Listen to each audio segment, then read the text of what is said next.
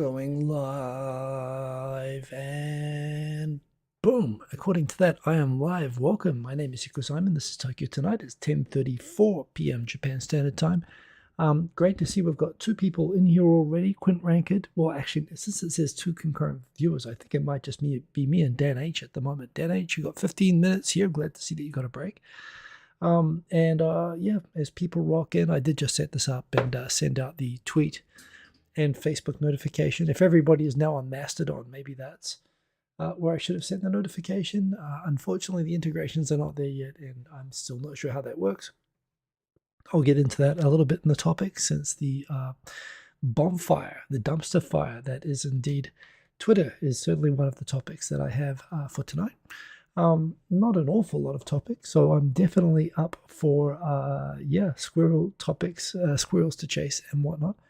Men's swimwear. We've got men's swimwear. That's a new username to me, but boom, it seems to know the welcome call. So good to see you in there. We've got Auntie Liana in Yokohama here from Facebook. Good evening. Well, I'm glad to get the notification there. That's the other place that I put it. Probably Facebook, I'm basically not active on at all, except for just posting that the show is on, but I'm glad it reaches people. And I did say to people before that, hey, I prefer to just be on Twitter.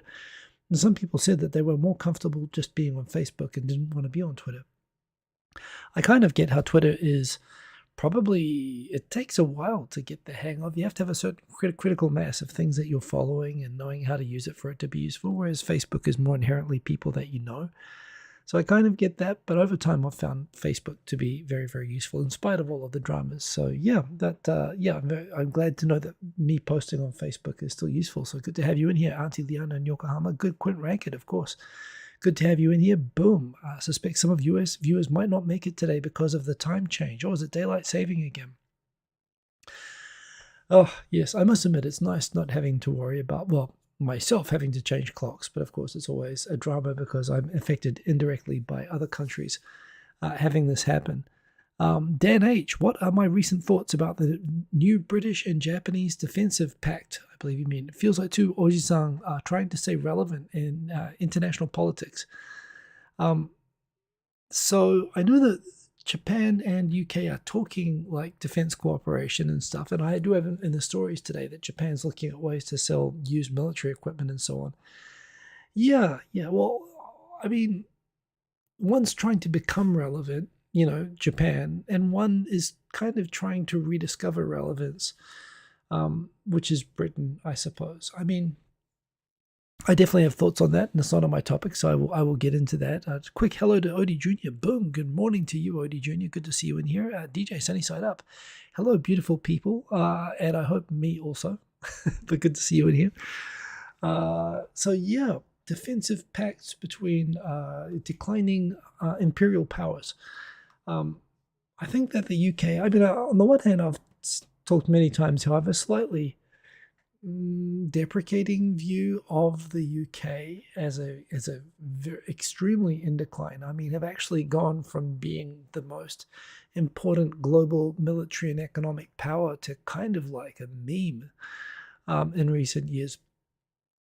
In terms of British military power, on the one hand, you can't ever ignore the fact that I think they are the world's number 5 biggest economy, and as countries with a disproportionately effective military record, you might say, at least when they're cooperating in collective defense, their role in NATO and places like Afghanistan and the Gulf War and whatnot, they always contribute disproportionately. Sort of, they punch above their weight as a country that already has a lot of weight. The fact that if we're to believe Russia, that it was the UK that not only blew up Nord Stream but also the Black Sea Fleet, ascribing almost supernatural powers to the British, military. I did think, on the other hand, that even going back to World War II, even going back to the British Empire, it certainly is true that establishing the empire, Britain unquestionably did have genuine military power. It still is remarkable that such a small country with a relatively small population was able to subjugate. They were very smart about how they basically intimidated and brutalized countries into forcing, these colonies to be in the British Empire. And they're very smart about how to control huge countries like India through a very small number of people and through setting up, these horrible administrations where they would empower vulnerable groups who were basically reliant on British protection as their ways of, basically setting up these houses of cards, which collapsed as the empire collapsed and led to huge loss of life and destruction. But yes, before I turn it into a full critique of the British Empire, I think what really, really showed up in a way the limitations of Britain to be credible as a projecting military power, apart from the fact that, of course, the complete collapse of Singapore in World War II, really Singapore was supposed to be the Rock of Gibraltar, the peak of the British Empire. And the fact that the Brits, were not able to defend it at all and were barely interested, they didn't even come back to Singapore after the liberation. They actually handed it over to New Zealand, and that's part of the reason I grew up in Singapore. We took over the military, the British military responsibilities there. But I think the Falklands War actually showed from 1982 that Britain really wasn't able. I mean, in the end of the day, yes, they won, and yes, it was remarkable in many ways that they were able to go to the Falklands and actually successfully retake those islands from Argentina. But, it really shone a light on their inability. They were completely stretched to their limits with pretty, a couple of frigates and a couple of, attack helicopters and some Harrier jets. That was the full extent of their ability to project their power to protect their own sovereign territory. So it does make me think, of course, that was 40 years ago, but certainly the British military hasn't been upgrading, significantly since then. So yeah, the idea that they could, I think they're extremely credible to have as a partner in military alliances, as they've shown in conflicts led by America. But the idea that Britain itself could intimidate, frankly, nowadays, any Asian military power, I think if you were to compare the Argentinian military against Indonesia or the Philippines or, any regional Asian military power here, nowadays, let alone, of course, China, yeah, I think what they have is the ability to, for example, if they wanted British cooperation on restricting trade of China, for example, let's just come out and say it. But China, just as Japan fears China blocking off the East China, the South China Sea, and soon even Okinawa to Japanese shipping and, restricting oil coming to Japan, China equally fears the idea that at a couple of choke points, the Suez Canal, the Red Sea, the Persian Gulf and the Straits of Malacca, they feel that they themselves could also be blockaded. And Britain is certainly still capable of doing that, at least in cooperation with countries like Australia and Japan. They could pull that off. So they can, still menace through sort of targeted strategic, collective defense. But I agree. They're kind of, again, it's population-wise, it's small. Economically, it's declining. The fact that it's pulling out of these collective arrangements, and the idea that it's going to go and resume its relevance by setting up military ties with a country that's not still constitutionally prohibited from actually defending its own allies in collective defense. Japanese forces are not allowed to defend the American forces that are in Japan defending Japan in the event that they are attacked. And the American forces know that, but it's this terrible thing. Japan would rely upon China accidentally. If China were to just launch missiles against the US bases in Japan, there's an argument that Japan wouldn't be constitutionally able to defend those US bases.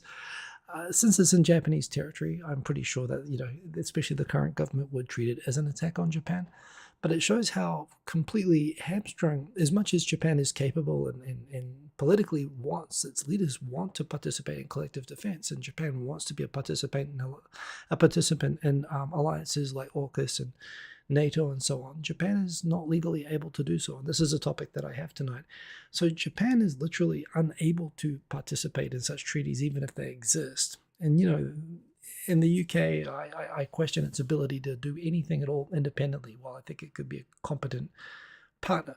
So yeah, I agree. I think it's still Ji-san's trying to stay relevant in international politics. I think they kind of are, and maybe I'm overly dismissing the UK. Maybe they are more relevant than I give them credit for still, but I see them in decline. So I'm kind of with you on that. I see them as being irrelevant. Thank you for the squirrel. Yuri the best. Hi all, good to see you. We'll lose power in like half an hour. Oh, geez, of course, I've heard about the power blackouts in Ukraine. In fact, I watch, what's his name? Dennis, someone I watch, some of the Ukraine updates I watch. Is one of the fellas is based in Kiev, and he's mentioned that he's actually going to be relocating soon because of all the blackouts. I really hope that Europe and everybody gets you guys generators, and I hope you get those air defenses in so that Iran stops knocking out all of your power there. So yes, all the best with that, and please stay safe, Yuri. But very glad that you can make it. Very good to have you in the chat. Believe in yourself. Excellent to see you. Good morning, good evening. We've got Milchman too. Hello. Never fear. Buenos dias. We've got back from Peru. Wow. So Shubas from back from Peru to Costa Rica. Panama. Why did I say Costa Rica? But yes, hope you're having a coffee. And wow, that's pretty cool that you went to Peru. That's another country. I wouldn't say as much as I'd love to go to Peru. Victor, of course, has roots in Peru, and I've seen, going to Machu Picchu, and I've heard great stories from people traveling there. I don't really have much of I would much rather go to Costa Rica, for example. That's probably why I said it. I want to go surfing there. I love to go back to Argentina, but I've met people from Peru, and they are always awesome. So just for the people, Peru sounds like a wonderful country. So very lucky that you got to go there. But squirrel, peanut butter, boom. Yes, indeed, Odie Jr. Thank you for the emojis, and thank you everybody for rocking. And let's start off with the topics. We are 10 minutes in, and nice to see we've got a good crowd of people now. I think Dan, you're gonna have to rock out soon, but I hope I gave you something there with the squirrel peanut chase there. So the first story, Taro Aso no longer looking like a 1930s Chicago gangster. He travels like wearing a big Dick Tracy raincoat and hat. It's kind of funny. He comes from literally the gangster capital of Japan, and he dresses like a 1930s like American gangster. Also, the idea that when you've got the most sensitive, critical, failing, sensitive relationship that Japan has with an external country, and some of the most difficult diplomatic issues. Just the idea that Japan would send its absolutely most gaffe-prone, far-right, elderly politician as the one over there to negotiate. It's almost like Japan is trying to screw it up on purpose, sending Taro Aso over there. That said, right now it is a conservative government in Korea. Typically, somewhat ironically, you would always think that the right-wing people tend to be more patriotic and nationalistic, and you'd think that they would be more anti-Japanese, and leftists would be more liberal and more internationalist. Is kind of maybe the impositive image liberals have of themselves. But actually, in the case of Korea, conservatives tend to be more pro-Japan, and liberals tend to be more kind of ethno-nationalist. They tend to be more appealing literally to the ethnic ties with the North, and being more pro-North and more anti-American, and associating the right wing in Japan with being the progeny of former collaborators. So, yeah, there's this kind of weird dynamic that having Yoon, the current conservative president of Korea, is actually good for Japan relations, and Korea's indicated in all sorts of ways that they are looking for ways to improve the absolute bog hole of that Japan-Korea relations have been in under the former President Moon. I won't ascribe the failing of relations entirely as being the Koreans' fault, but it is a funny coincidence that things go completely down the toilet the moment a left-wing president there ever gets into power. And indeed, he came in, the very first thing he did was he undid all of the international agreements that were agreed between Japan and Korea under the former president, i.e., they treat international relations with Japan as a purely domestic political thing which they can change, even though they're international commitments which the country signs up to with Japan, which leaves Japan thinking, well, what's the point doing deals with you if you're just going to change your minds and break your promises? But of course, these are on issues like the comfort women, wartime labor, Japanese war crimes, war reparations, pretty sensitive sort of issues, and they are very political. And the big one at the moment, of course, is forced war, slave labor. Basically Koreans being forced to work in Japanese factories without being paid or compensated after the war for their work for those factories. Japan arguing that all matters relating to reparations was dealt with under the 1965 Diplomatic Relations Treaty, where Japan did pay a certain amount of money to Korea, offset by the investments it made in Korean infrastructure and so on. That was agreed with South Korea as basically cancelling out all the costs that they owed country to country for costs associated with the war, giving that money to Korea for Korea to sort out with its own citizenry how to allocate. And the Korean government, which was a military dictatorship at the time in 1965, said, yeah, we're not going to give that money to anybody. We're going to give it to ourselves in part, and we're going to spend the rest of it on developing the destroyed South Korean economy, recovering from the Civil War. And you could say that it was that diplomatic relations treaty played a major part in Korea developing into a country that now is economically better, per capita wealthier than Japan. So, a wildly successful Japanese South Korean economy benefited a lot from the reparations treaty from Japan. However, in the midst of that, none of that compensation that should have really been paid to the victims of Japan was ever paid. And not only that, but because it was a military dictatorship, a lot of people say that that treaty is also itself kind of void because it wasn't agreed by a democratic government over there, which, to the Japan side, well, that's kind of your domestic thing. You've got to sort that out amongst yourselves. But still an issue in the court, still not able to sort out, and basically courts finding that it's against public policy, that the idea that an international treaty could extinguish the rights of individuals to claim compensation from Japanese companies that benefited from wartime labor, slave labor from Koreans, starting to confiscate the assets of Japanese companies in Korea, like 70 years after the war. And that's happened, and now they've started selling off those assets, and Japan said, we've got nothing to talk about. This is a direct violation of the treaty under which our diplomatic relations, our recognition of South Korea was established. And, your courts have basically annulled it. So we've got nothing to talk about until you fix it. And of course, very sensitive in Korea, because if the Korean government is seen overruling a court, which made a decision based on the idea that, the diplomatic relations treaty between Korea and Japan, extinguishing the rights of individuals to claim compensation is so unconscionable that it has to be overruled. So politically overruling that, puts the government in a tough position and arguably against the courts and vulnerable to political attack. But that's kind of what they're trying to figure out how to delicately do when they're asking Japan to come over. Another really interesting sign of improving Japan relations, but also just showing how sensitive these dynamics are in South Korea. Again, South Korea, I can't help but make fun of this because I think that the hatred of Japan, justified. They don't have to not, as I've said, they're entitled to never forgive Japan ever if they don't want to. But, the degree of hatred for Japan, which Japan, is responsible for, but it's remarkable how far they carry it. South Korea, literally broke off intelligence sharing and joint military exercises with Japan. They would literally rather be hit by North Korean missiles than be told by Japan, than be saved by Japan, telling them that you're about to be hit by North Korean missiles. And this was the case when they had naval exercises a few years ago. And South Korea has a problem that the Japanese naval flag, of course, is an Asahi flag. It's a rising sun flag. It has a different number of rays to the wartime flag, so it is distinct. It is a different insignia. It has fewer rays, I believe, than the wartime flag, but it looks like the wartime flag, which, again, particularly in the last 20, 30 years, although people's has been the whole time since the war, but it's taken on a particular... in diplomatic channels, it's been pursued that the Japanese wartime flag is the same as a swastika, which the Japanese government's taken a very different view. It's not a political symbol like the swastika was. It wasn't a symbol representing a particular party or point of view. It was actually a national symbol of Japan going back hundreds of years. But South Korea's been fairly successful diplomatically at arguing that, the rising sun symbol and anything that even looks like it is the equivalent of like a Nazi symbol, and pursuing this view sort of globally.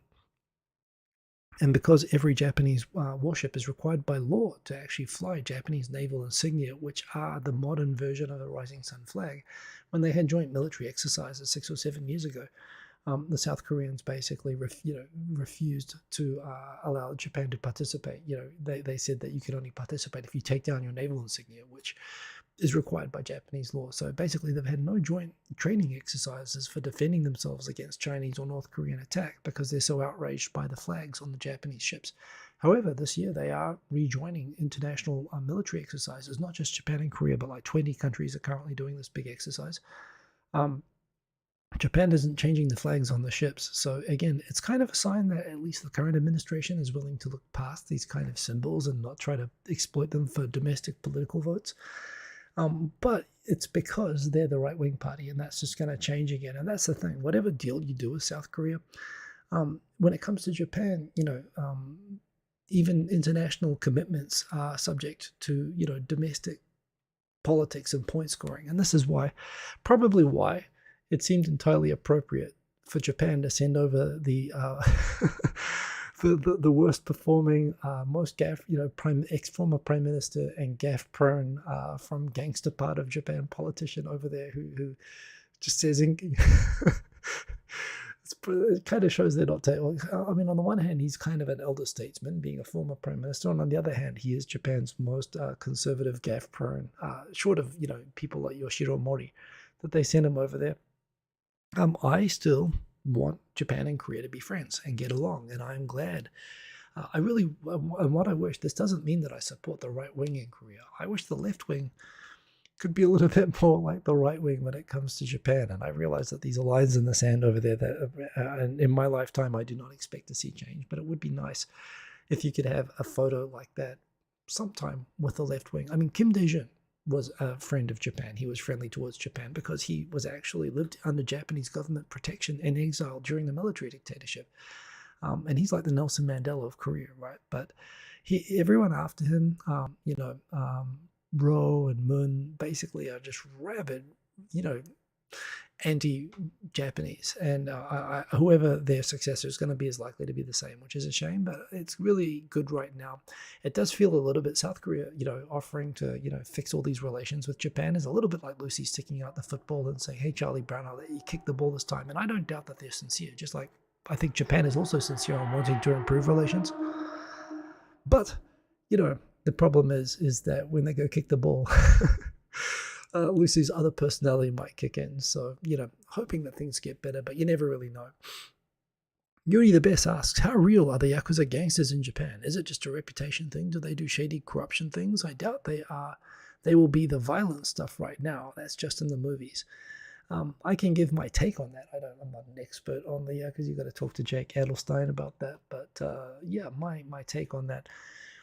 The significance of Yakuza in Japanese society, getting them out of Japanese society. I mean, they were historically, like I would say until the 1990s, in fact, even in the time after I came to Japan, even in the 2000s, they were pretty significant all over Japan. The older part of Japan that you're in, the more significant they are.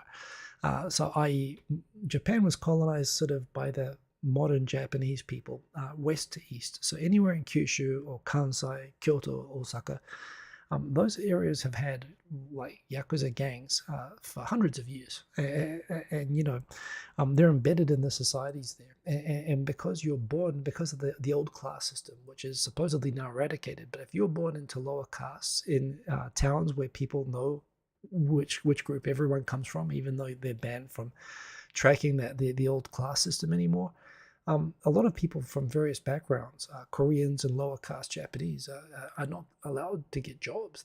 They're blocked from they used to be blocked from universities. They used to be blocked from respectable jobs, and they would naturally gravitate back towards the family businesses of being in crime gangs. And those crime gangs themselves conducted themselves. I mean, the movies are based to a degree on reality, and there used to be a ton of violence. And when I came to Tokyo in 1999 and the early 2000s, there were still turf wars around Tokyo, and this is what Jake Adelstein writes about between different Yakuza groups that were operating in Tokyo. They still exist and they still operate here.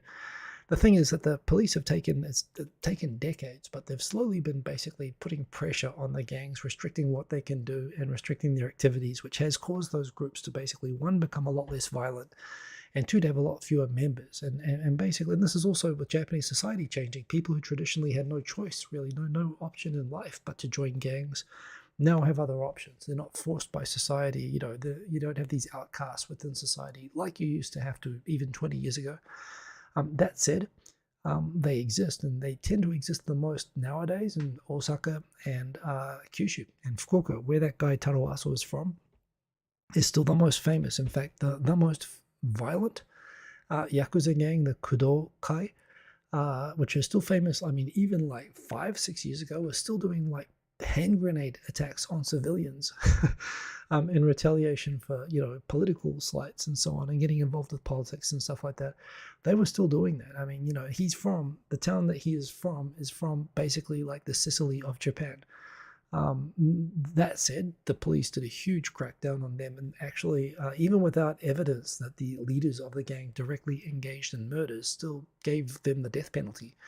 So they're cracking down pretty hard in those areas, but they're not gone yet. But they exist, and the corruption associated with Yakuza in Japan, particularly that they used to, for example, do support politicians and so on.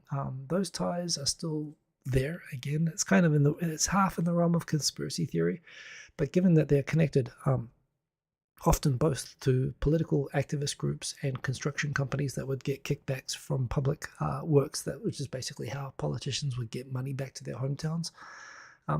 Very much like what you hear about with the oligarchs in Eastern Europe, for example, how money would get funded to oligarchs who would be connected to organized crime. This was definitely the case when I was in Romania. I've heard it's the case in Eastern European countries, including Russia and Ukraine.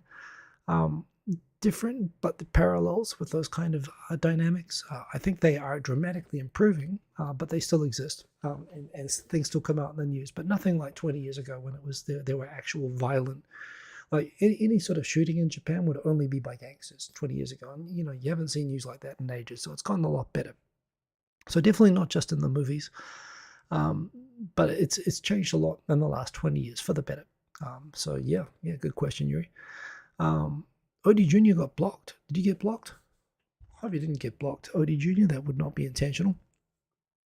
Anyway, I'm going on to the next story. Boom, Mastodon. So yeah, maybe I should go through the whole Twitter thing, actually.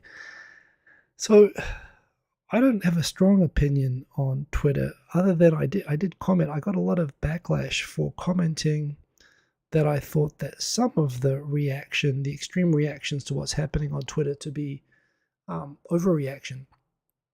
And I got some pushback. In fact, I think I saw so much of the reaction to the idea of charging for the verification symbol on Twitter. And I use Twitter a lot, but I'm not verified. Touch wood, I don't need it. But I value Twitter, and I value Twitter because of how useful it was for information after the Great East Japan earthquake and tsunami and nuclear power accident. Much, much more useful than Facebook and other algorithm distorted services. And it's still I love the service, and I use it probably more than any other social media service, social network service. So you have some water. So when I hear that, okay, so a billionaire who, yes, is kind of a dickhead, although he's a dickhead, I admire what Tesla has achieved. I admire what SpaceX has achieved. I love many of the things that his companies do, but yes, a rich and kind of dislikable person has taken over Twitter, and a lot of people saying, well, this is the end of the world. With all of the wailing over, this is going to end now, we'll have to run over to Mastodon. And I did set up an account there for people interested. I mean, look, if a good community forms there and lots of people use it, I'm going to set up there, and I'm curious to see what it turns into. But but I like Twitter, and I'm on it mainly because it's where I find a lot of cool people and a lot of cool discussions happen. So I kind of said it feels to me like a lot of people were making. A lot of accounts were just like 24/7, just like retweeting, just hate and against the whole Twitter thing. And I kind of said, I think it's a bit overblown. And then someone pointed out to me that, apparently a lot of unpleasant people have taken the change of ownership as a green light to use hate speech. As Samoteki, Japan resident, pointed out that all of a sudden he was seeing a lot more hate speech online, to which immediately somebody responded with hate speech, and he said, "This is it." So someone in my position won't feel vulnerable perhaps to hate speech in the way that other people do, but the fact that he's a magnet for this sort of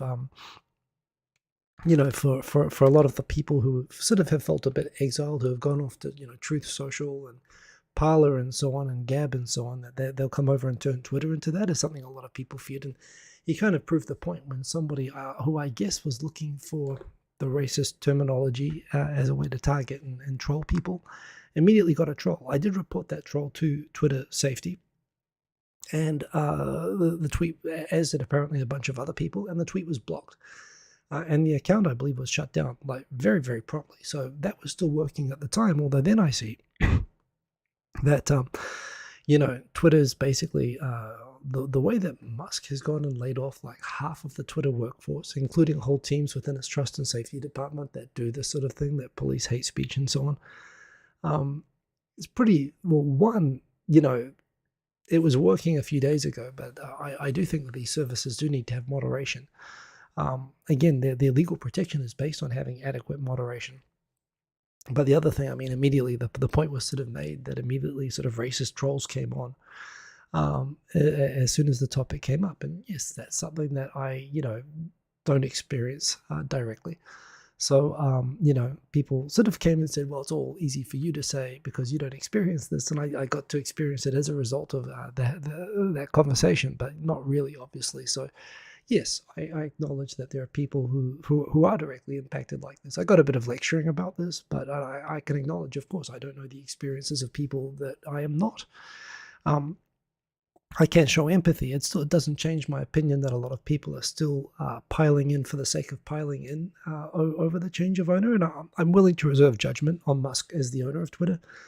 What actually concerns me more about Musk, or most about Musk, I care nothing about him wanting to monetize the service. He's just gone and spent $44 billion and owes like $1 billion a year in interest for the financing he got on the site. So he needs the site to be profitable, even though he bought it knowing that it wasn't profitable. So if he wants to monetize it, he's allowed to monetize it. Make the site valuable to me that I want to pay. I pay for YouTube Premium. I pay for Google storage, stuff like that. I pay for online services that I think are useful. So if he makes it worthwhile, he's allowed to monetize it. I'm not outraged about that at all.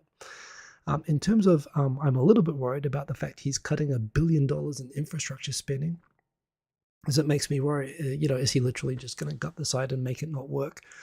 I'm extremely worried about the way that he locked everyone out of the offices and said you'll all receive an email tomorrow telling you if you are fired or if you have a job.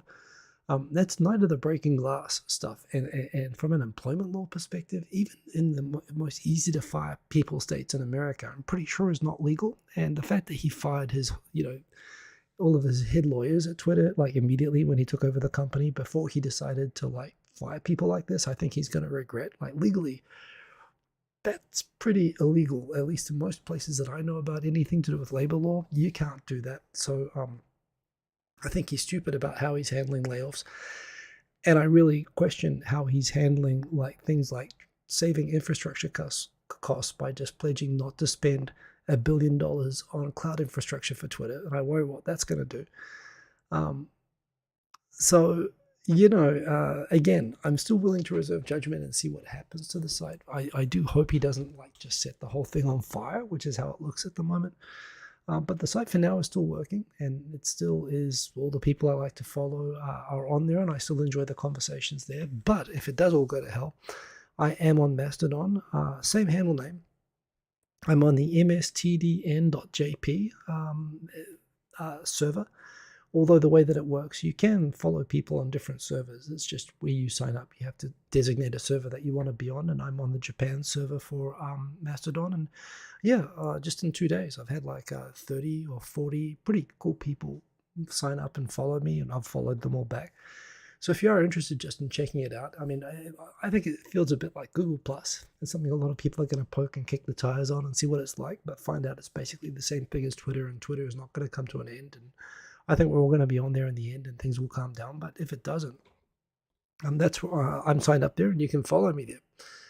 So Quentin Rankett asks, didn't he give them 90 days notice? I don't know. I don't know. Like I said, the idea that legally, depends on the state that they're in.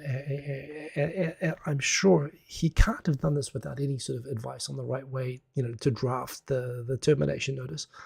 But the fact that he even the employees who he was keeping were locked out of their office and had their sort of network access sort of blocked.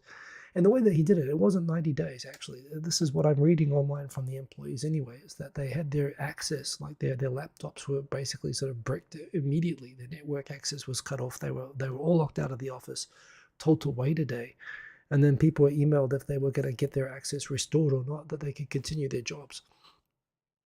So, I mean, possibly they'll keep receiving salary for 90 days. And again, if he's gotten any employment law advice around this, he'll probably figure out what the minimum he's supposed to do and draft the notices appropriately. But it does look like he's sort of tried to instantly terminate a whole bunch of people.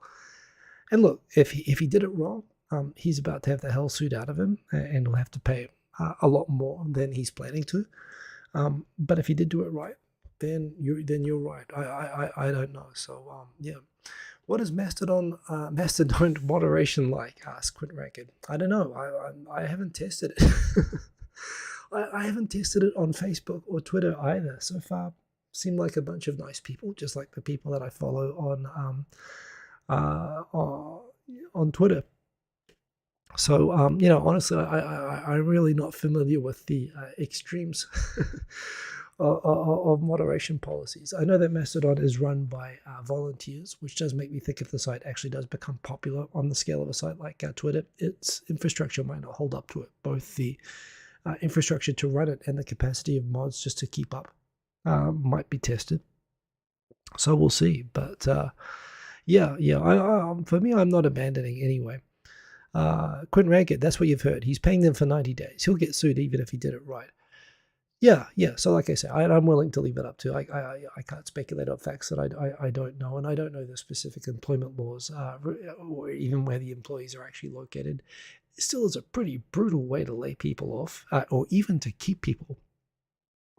I'm not sure. It sounds pretty awful the way he's treating the employees there at the moment. But if it's wrong, he'll be punished, and if it's okay, he'll be let off. And he's rich enough to be getting advice on this, but he's shown he's a bit cavalier about taking advice. So, I don't know if I'm rooting for him or not, but I do hope that the site does. I do hope that things calm down and the site just continues as it is. And honestly, I really want Musk. I want Twitter just to stay as it is, and for Musk to basically shut his mouth a little bit and focus on the space stuff and the electric car stuff, and stop trying to be so much of a an obnoxious celebrity. Although he's entitled to be that if he wants to be. I do appreciate the other things that he does. So that's my personal view. But yes. But for anyone interested in checking out, of course, Mastodon, I am there, and that's where you'll find me. I'll type in the thing actually if you're just interested in following me. But at the moment, I'm not doing a lot there, and I am basically still rooting for Twitter. But it's mstdn.jp equals Simon, something like that. Anyway, you can find me over there. But yeah, wasn't Elon complaining that Twitter staff didn't want to come into the office and wanted to work from home, says Bob Turner. Well, he's had this attitude with other companies that he runs as well, including Twitter, that he doesn't want work from home. And yeah, I think with the pandemic and so on, I mean, he didn't even want to be in California because of the COVID work rules. So yeah, he's declared that people will have to work in the office if they want to stay employed at Twitter, and there'll be fewer people. So again, he's the boss. He can make those rules. That's fine. And employees who don't like it will adjust. I don't think it's a human right that you have to be allowed to work from home. But it's something, again, that, are you aspiring to hire good people that you want to retain to do good work? Or, are you looking for people that are obedient? And, again, it's a privately held company. It's no longer publicly listed, and he can run it however he likes with whatever quality of employee that he likes. So, to Bob Turner, I don't think he was complaining that they didn't want to come in. Well, maybe he is, but again, I also think he's probably instituted that policy as a way of encouraging people to who don't want to comply to voluntarily leave. And again, he's allowed to do that. I do think it appears and I'm only saying this as someone watching, that he's been extremely overly aggressive with laying off people, even by American employment law standards, and even by someone who's been cavalier with worker safety at his car factories and so on. But we'll see. He might have done it right. And again, I hope he did. I mean, I want right to be done by the employees who I appreciate the work that they've done. I like Twitter and I want it to keep working. So that's my personal view on that. Quint Ranked, will I add that to the about box on YT? Hadn't thought about that, actually. That's a good idea. I might drop it in there. Although, honestly, I don't want to drop it in there if the whole thing... this still feels like a fad to me a little bit. And it feels to me like, a bit of social media outrage. Pardon me. So, and, and like a pilot. I mean, it dismays me that, Musk appears to actively be trying to make it worse. And I really think the best thing he could do for not only Twitter, but all of his companies is to actually be less of a dick online, because I think it plays up the outrage on it. But I do hope that things will calm down, and honestly that Mastodon is just an experiment which you play around with. Although it's an interesting site and it's worth checking out. And I am signed up there just pretty much to check it out. And I've already had a couple of conversations there that have been interesting. So yeah, maybe I'll give it another week. And if it looks like it's of value, I'll add it to my YT links. Good suggestion there. Quint Ranked. So yeah, next topic is, two topics down here. One person mentioning that, with the yen 148 and looking like they're about to crack 150, even though the Japanese Ministry of Finance is basically selling US dollar reserves every time it gets to 150 yen.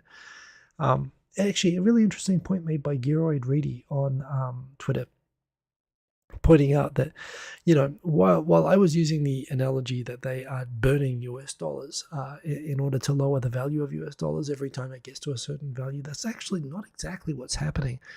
The Japanese government is selling US dollars and buying yen, basically partly to manipulate the value, to devalue the dollar and increase the value of the yen.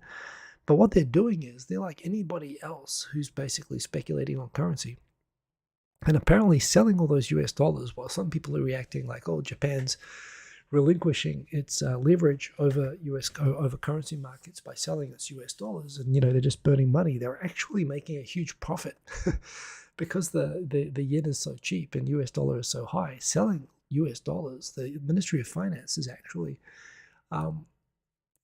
making a significant profit because they bought those US dollars when they were a lot cheaper, and they're selling them higher. So they're actually cashing in on a really good investment. There's one way of looking at the way that the Japanese government's been intervening on this. However, even then, the yen is still continuing to tank even after the intervention.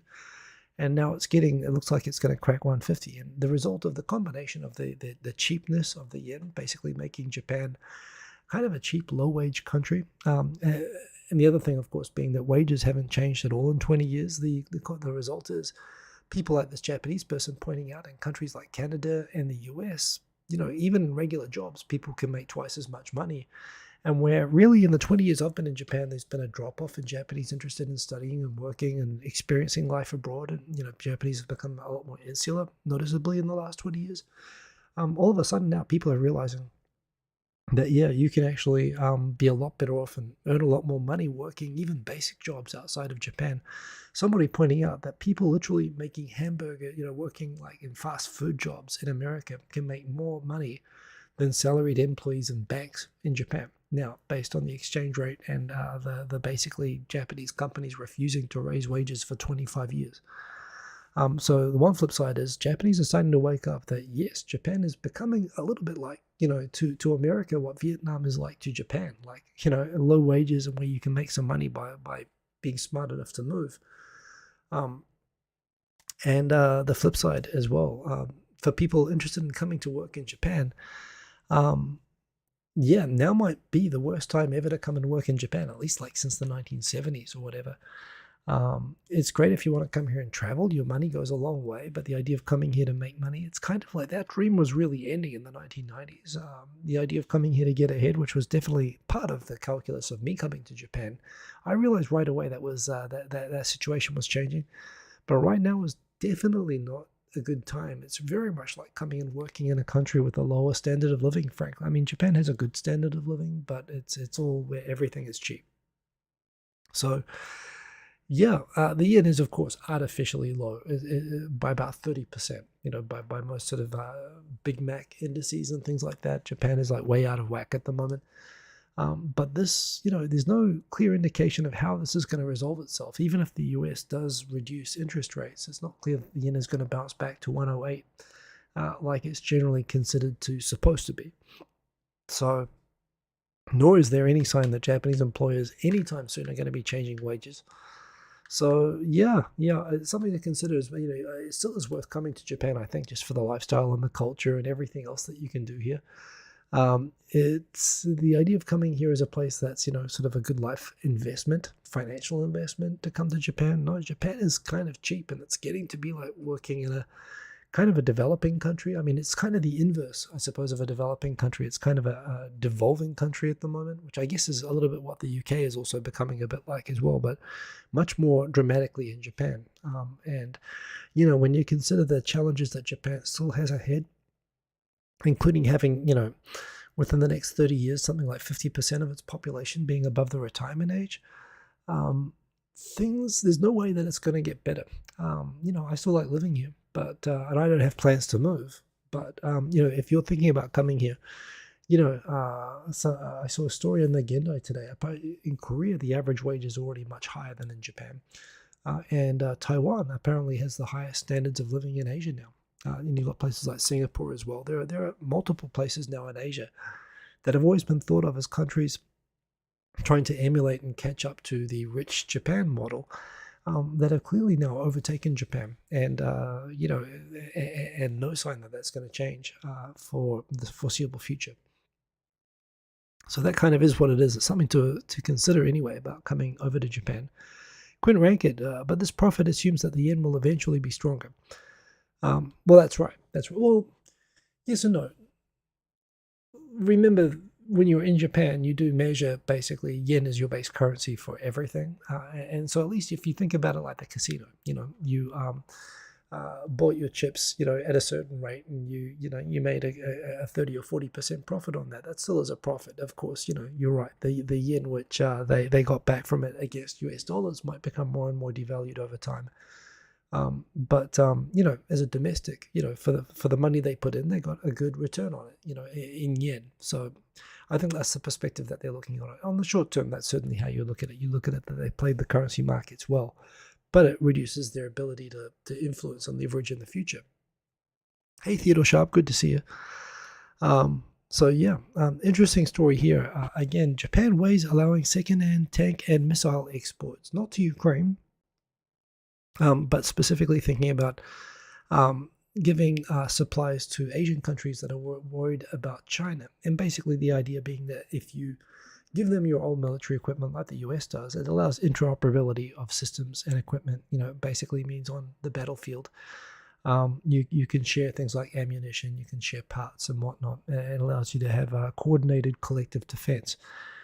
Which all sounds great, except, and this is totally normal, this is what countries do. It is funny, again, I grew up in a New Zealand Army family, and the New Zealand Army and Air Force and Navy, but the Air Force and Army in particular, were basically, New Zealand Army was built on Vietnam War surplus. I mean, until just a few years ago, the New Zealand Air Force basically had some of the final A4 Skyhawk jets. And these were actually used in the Gulf War, and they were loaded up with the most modern internal systems. They were basically like an F-18 internal in terms of electronics and computers and missiles and everything. But they were literally crappy Vietnam War fighter planes. We had Iroquois. We call them Iroquois. I don't know if that's the correct pronunciation technically, but we had Iroquois helicopters. I remember in 1982 in Singapore, you could always spot the New Zealand helicopters because they literally looked like they were from a Vietnam War movie set, surrounded by the Singaporean helicopters that were all these expensive Jet Ranger sort of, and fast attack. All the Singaporean helicopters were like way more expensive and way fancier. The New Zealand ones, they look cool, but they were old, but this is what you can do. If you can send them to an army that can do the maintenance and look after them, you can extend the life and, make good use out of them. So the idea that Japan wants to get into selling it, Japan has a ton, spends 1.5% of its GDP, of its very large, still large GDP on its defense industry. The idea that they could make some money just by selling that equipment off, and again, improving the chances for cooperation with other countries seems great. The problem is that the fact that Japan is not supposed to have forces, air, sea, or land forces for resolving international disputes by force. Kind of, if you read section Article 9 of the Constitution, it's pretty clear Japan is not supposed to have, it's not supposed to have a military. And it argues that its self-defense forces are not a military; they are sort of they're a civilian. One definition of military is that military forces are supposed to be able to exist with logistics that are independent of civilian supply networks. And the Japanese self-defense forces are designed to be integrated with civilian supply networks so that they can't operate outside of Japan easily. But they have a ton of cool stuff, and they're trying to participate in international peacekeeping. They're trying to have aircraft carriers and ICBMs, but they're trying to do everything within a twisted interpretation of their constitution, under which all of this is completely illegal.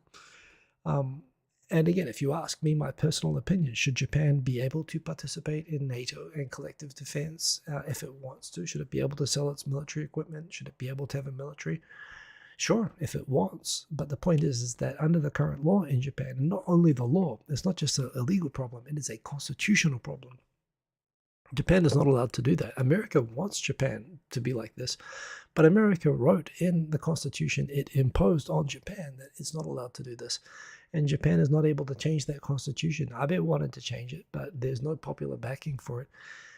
And so if Japan, can't change its constitution, it can't sell its equipment and it can't, participate in collective defense. I think it should be able to do that, but it is not.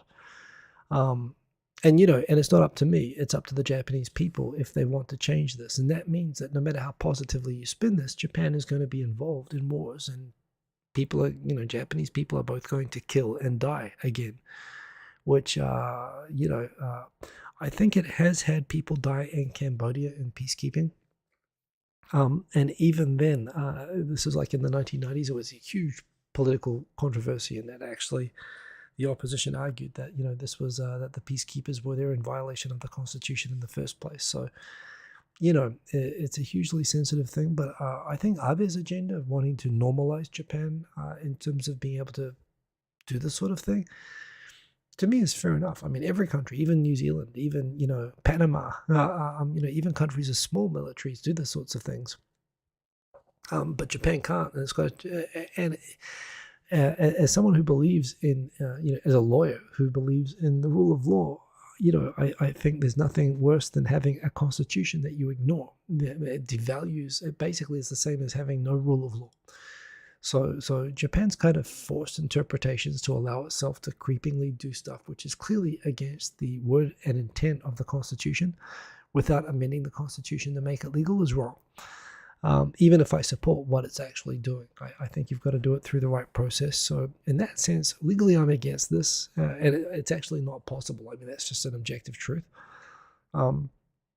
And I'm against the Japanese government approach of kind of reinterpreting the Constitution in ways that basically, make illegal things, like constitutionally prohibited things, legal. But yeah, that's the situation that it's in. So yeah, it's an interesting thing. And of course, there are people in Japan who will never agree to changing the Constitution to allowing Japan to militarize in any way.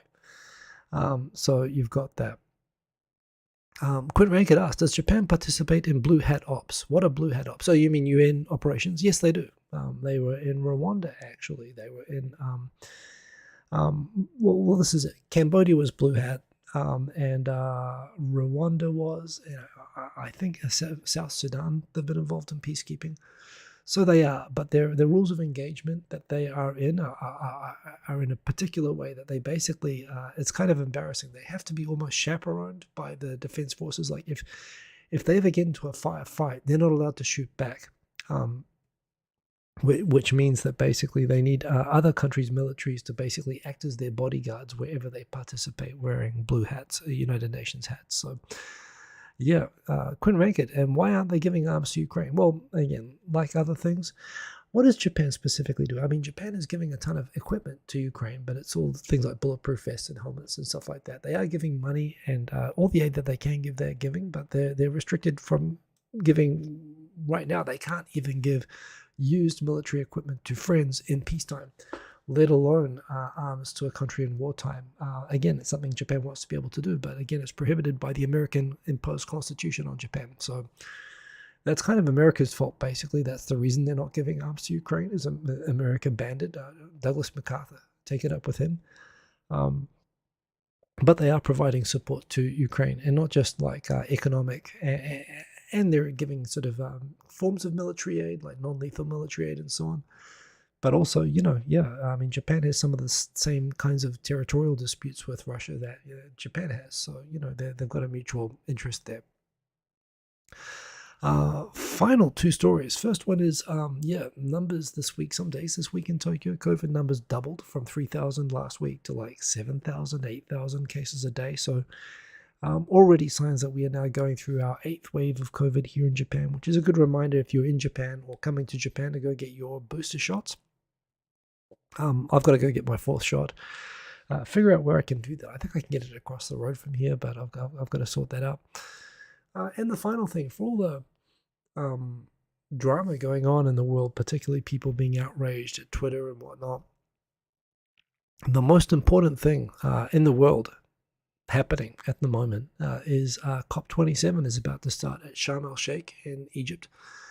The 27th Climate Change Conference, where basically countries will work together globally to continue to agree on frameworks to be able to take steps to counter global climate change.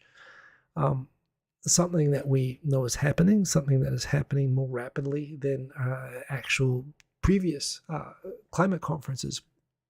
Worked under the assumptions that we were heading for a 1.5 degree change and that could be mitigated to 0. We're already now heading for like a 2 degree change in the next 100 years. It's actually proving to be, when we were at like COP4 and COP7 and people were debating whether climate change was just a fraud and being made up and whether the data was really real, and I have a scientist that says the opposite. Now we're working on scientific assumptions. The data has, since like the 1990s, has proven things are worse than we thought they were back then, even in the worst cases. So the idea that nothing's happening has been pretty much abandoned by everybody. The fact that even talking about the sort of subjects here, food security, water security, investing in, energy sources that don't contribute to climate change, the fact that these are still considered, on the one hand, I've heard people say, well, this is all just greenwashing. If you look, the whole thing is sponsored by Coca-Cola, Microsoft. It is interesting when you look down the bottom, even fossil fuel companies are actually involved in sponsoring. Vodafone, Microsoft, Coca-Cola, Bloomberg are all listed as sponsors and so on. But, the fact that for Britain, sending the king to COP27 to participate in discussions about water security and about measures to, try to ensure that developing countries can also mitigate climate change. The fact that was politically too sensitive, and that the British government cancelled the head of state of Britain attending. The fact that in countries like Australia and America, that this whole thing, remembering that the Paris protocols and the Kyoto protocols that came out of these meetings. Some people, I know that this feels like a whole bunch of talking about nothing and never achieving anything, but all of the renewable energy, all of the wind power and solar power in America, all of the hills in Japan that have been converted into these, solar wind farms that people are complaining about, all the feed-in tariffs, all of the changes that we've seen, which has not been enough, but everything, but it's been too much for many people. And to the point now that this is considered, that doing anything about this is politically sensitive, is all the result of the Paris and the Kyoto protocols. So these talks are meaningful. They do result in concrete action. More action is needed. And the fact that we can't agree literally on a civilization-ending environmental catastrophe that we've caused, that we can remedy, and we can't even agree that it's when it's political to even participate and talk about these topics. And the fact that, also the apathy camp is winning over and saying that this is a waste of time. Is so crazy. And the fact that, I said today, if people spent 1% of the energy worrying about the issues being raised at COP27 and lobbying for their governments to actually do something about that they're spending instead worrying about the blue verification mark and spending $8 a month for that on Twitter, what's more consequential to human civilization? Elon Musk owning Twitter, or, the climate becoming unlivable for humans, which is where we could well be in like 100 years, and where we're already seeing, tons of negative effects and costs, like economic costs, and so on. So, yeah, I would encourage, I'm not just saying this because I used to be an environmental policy consultant who graduated with a law degree majoring in international environmental law. I don't do that anymore, but I still agree that these are the most important issues facing humankind, including the wars in the world, including geopolitics, including social media technology, the most important issues facing humanity at the moment. And the hardest problems that we have, and continuing to work on fixing them and improving them, are at this meeting. And we should be paying attention. I know it's hard to stay focused on an issue for 25 years like we have, but it's something that we have to do. So, I'd encourage you all to try to look. It shocks me that there's so little coverage of what's being discussed at these meetings, because honestly, the reason is that it's a pain for the governments to have to, do more work around this. It's easier to try to postpone and do nothing. But this isn't the national debt.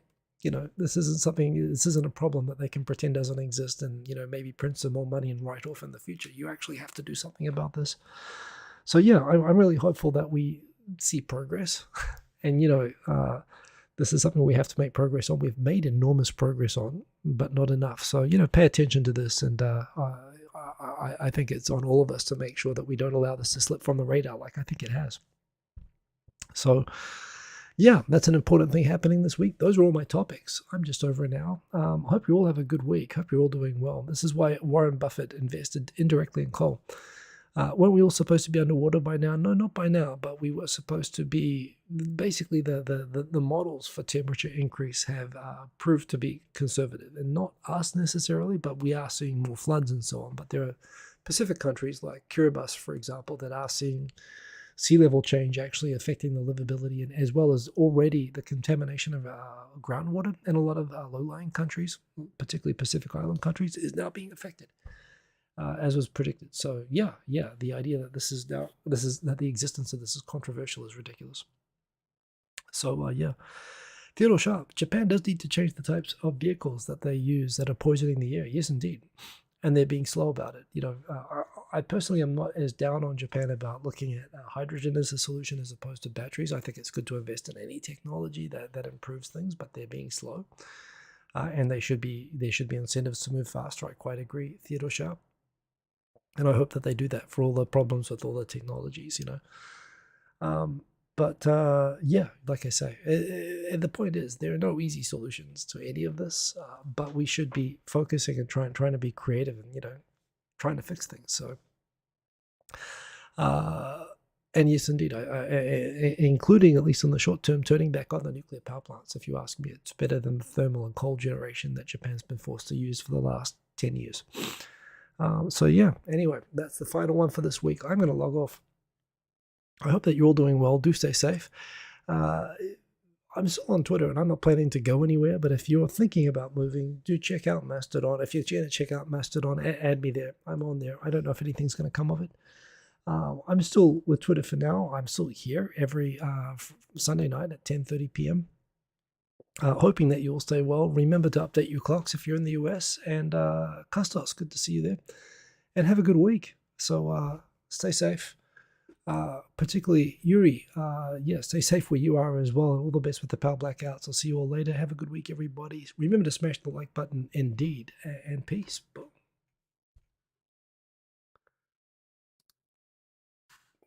Ending stream.